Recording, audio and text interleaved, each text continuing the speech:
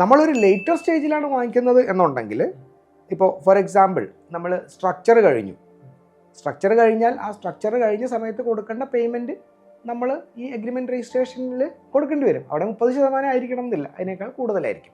ഇനി കംപ്ലീറ്റഡ് സ്റ്റേജിലാണ് നമ്മൾ ഈ പ്രോപ്പർട്ടി വാങ്ങിക്കുന്നത് എന്നുണ്ടെങ്കിൽ, അതായത് നമ്മൾ ഒക്യുപ്പൻസി കിട്ടിയതിന് ശേഷമാണ് എന്നുണ്ടെങ്കിൽ, അവിടെ നമ്മളൊരു സെയിൽ എഗ്രിമെൻ്റ് ആയിരിക്കും ഉണ്ടാവുക. ആദ്യം പറഞ്ഞ കേസിൽ ഒരു സെയിൽ കം കൺസ്ട്രക്ഷൻ എഗ്രിമെൻ്റ് ആണ് ഉണ്ടാവുക. ഇത് തമ്മിലുള്ള ഡിഫറൻസ് എന്ന് പറഞ്ഞാൽ, മറ്റേത് അവിടെ ഒരു കോൺട്രാക്റ്റ് കൂടി വരും കൺസ്ട്രക്ട് ചെയ്ത് കൊടുക്കാനുള്ളത്. ഇവിടെ ഒരു പ്യുവർ സെയിൽ എഗ്രിമെൻ്റ് ആയിട്ടായിരിക്കും വരിക. വിൽപ്പനയ്ക്കുള്ള ഒരു എഗ്രിമെൻറ്റ് മാത്രമേ ഉണ്ടാവുള്ളൂ. അവിടെ ഒരു അഡ്വാൻസ് എമൗണ്ട് കൊടുക്കുകയും, അതായത് സാധാരണഗതിയിൽ നമ്മളൊരു പ്രോപ്പർട്ടി എങ്ങനെയാണോ വാങ്ങിക്കുന്നത്, നമ്മളൊരു ശതമാനം അഡ്വാൻസ് കൊടുക്കുകയും ബാക്കിയുള്ളത് രജിസ്ട്രേഷനോ അല്ലെങ്കിൽ ചിലപ്പോൾ അതിന് മുമ്പായിട്ടോ കൊടുത്തു തീർക്കുന്ന രീതിയിലായിരിക്കും ആ ഒരു എഗ്രിമെൻറ്റ് ഉണ്ടാവും. അതിലെന്തൊക്കെയായിരിക്കും സർ ഹിഡൻ ചാർജസ് വരുന്നത്?